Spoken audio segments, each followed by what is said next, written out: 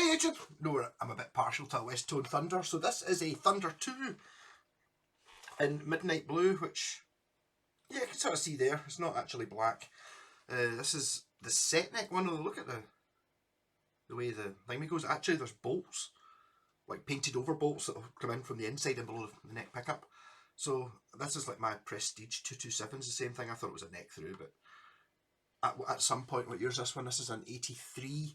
So I'm totally sure that one of the best Westone Thunders I've ever played was a Thunder 2, which had, yep, this has got the old style logo on it, and but it had like more of a heel like you would expect in a Les Paul rather than this scoopy thing. So this scoopy thing maybe came out in 83.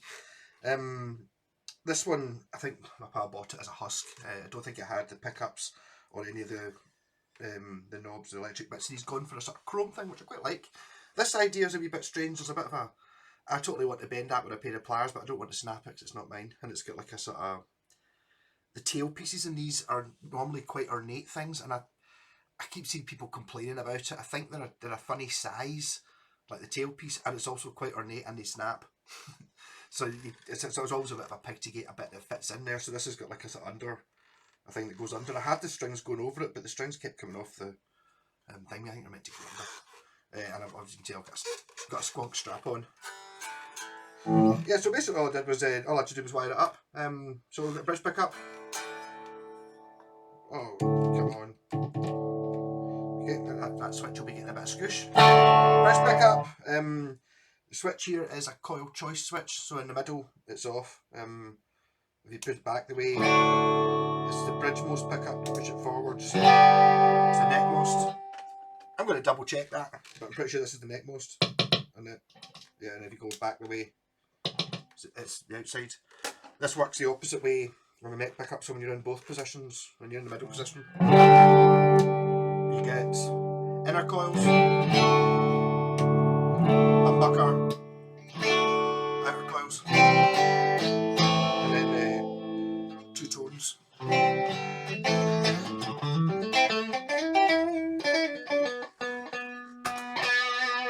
Distortion!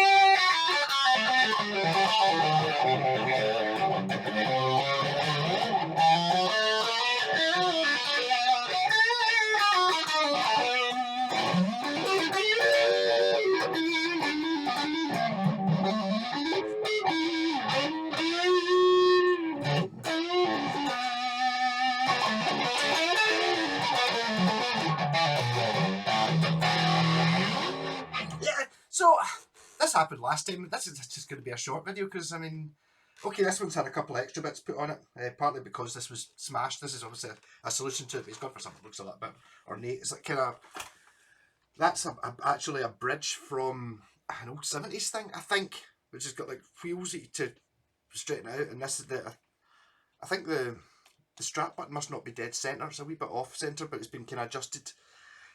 I was just wiring it, and this is the way I thought it would be the best way to put it together. Yeah, those knobs look pretty good though. I like them. I bet they were expensive though. The sort of chromey ones, and the tuners are, I don't know what that logo is, GG, something like that. But you can tell the serial number. These the first number is the year. So this one starts with a 3, so it's 1983. Yeah, but that is the problem with doing Westone Thunders, is they're all the same.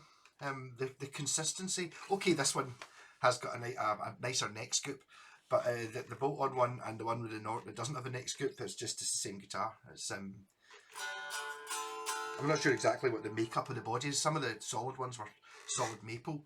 It's not excessively heavy. It's not Les Paul heavy. It's not 4 kilograms. But these are guitars I sort of always recommend to people because they're not that difficult to pick up. They are a bit fancier in different colours, but the sort of blonde one, you can pick them up quite often. They're kind of now they're sort of 250, 300 quid, but still a total steal at that.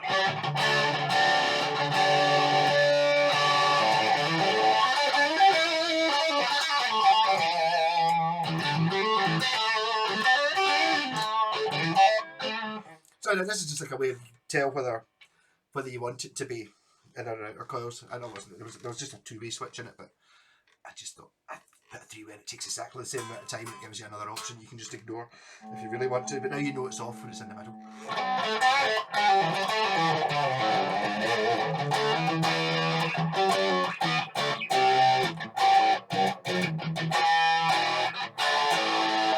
I'm not. It's not actually staying in tune. I haven't changed the strings on it yet. But I'm just going to go through some of the guitars I'm just getting out the pile just now. So guitar 1, Westone Thunder 2. I'm a dare do it. I don't know if I can really dare. I'll do it anyway. I've only been going for 5 minutes. It's amazing. I don't really have. I'm in the studio. Sabbath later on. I've got some stuff I want to run through before I go in. But the other one is an SG Melody Maker. Now I remember these a couple of years ago. These used to be cheap. I think new they were cheap, but cheapish. No, they weren't. Obviously they weren't a couple £100. I think they were $399 or $299. There was an SG. I'm not sure there was an Explorer. No, there was an Explorer. I'm not sure there was. There might have only been two. I think the Explorer I played was this colour as well. Really, the only thing that makes it not an SG is the fact that the headstock's got straight sides on it. Apart from that, also this one's had stuff stuck in it. I think originally they were just, but I don't think there was I think basically you had a volume control and a humbucker. A volume control, a humbucker, and an output, and this one's been a bit stuck in it. So this has got like a Jazzmaster wiring thing in it, which I remember wiring before, but the guy's been at it since then. So, and I haven't tuned this. I put new strings on and haven't tuned it, so maybe I can continue to, and then I'll play it very lightly, so it doesn't go out of tune.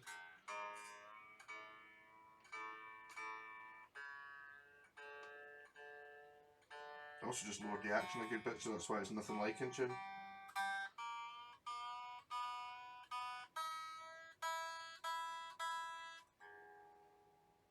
It's close enough to actually make a noise.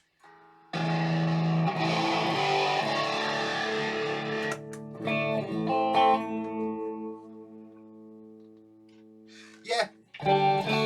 So, I mean, remarkably like an SG Special, really. These, yes, it's got a wrap over thing. Doesn't have an intonable thing on it, which actually seems to work fine. I remember going into Guitar one time after I just bought the wee Flying V thing, and this bridge, you know, just which looked like the tailpiece rather than actually being a bit with the tonable saddle. So I got money off the wee Flying V, and then I went in and they had a Les Paul Junior for $5,500 that had that on it. So it's good enough for that. So I suppose run through the sound. So we get the neck pickup. This is the bridge pickup in the neck. I don't do that if you want, whatever you ask for. And then you get the bridge pickup, which is much thinner. But so if you're in the middle position, sorry, I need to give it a couple. I need to give it another bit of a tune. It's that's just not good enough when it's that far out.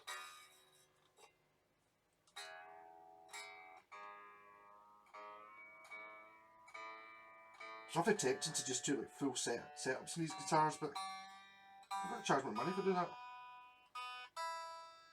Okay. A lot of people like messing about with their guitars in their own ways. It's kind of in tune, sort of. So the switches are, the one furthest away is like a high pass filter, so it's like a Jaguar Strangle switch. Thinner. The next one is reverses the phase of the neck pickup. So out of in phase, out of phase. And the last one knocks the two of them into series, which I've tried it electrically, I've not actually seen what it actually sounds like though. Louder. Get some rat pedal on.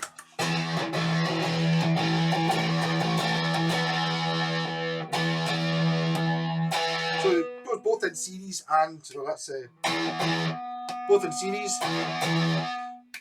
both in series but out of phase. Another sound. And that one as well.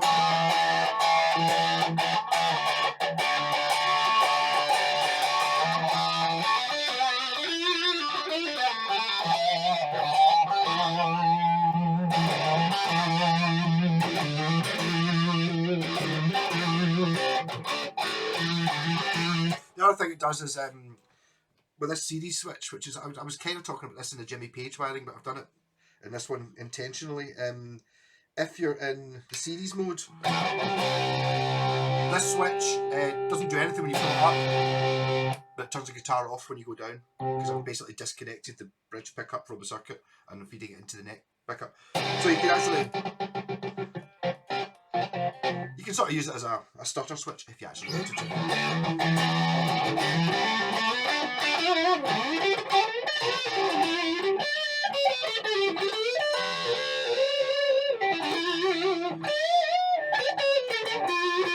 Needs a lot more playing. Ready for the glorious G?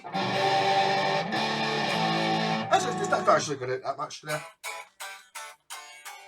Yeah, so more clearing the backlog. I need to get these out of the way quicker. I didn't quite learn my lesson with this one.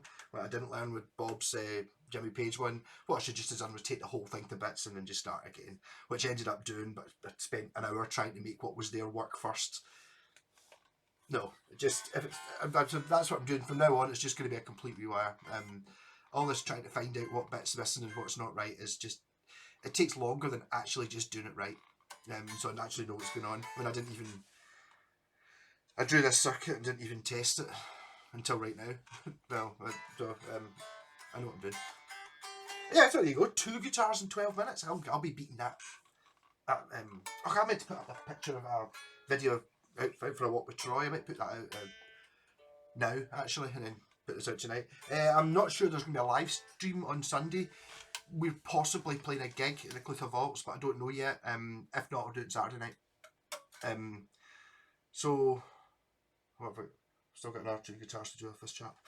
Got a jazz master, which he said he'd spilt solder into the pots. I was like, oh, I don't fancy doing that, but I'm going to do it. And then one of them's an unmodified, I think it's a Mexican Fender Strat with a brand new Fernandez sustainer kit. So I'll probably do a video of doing that, because how hard is it to fit a Fernandez sustainer kit?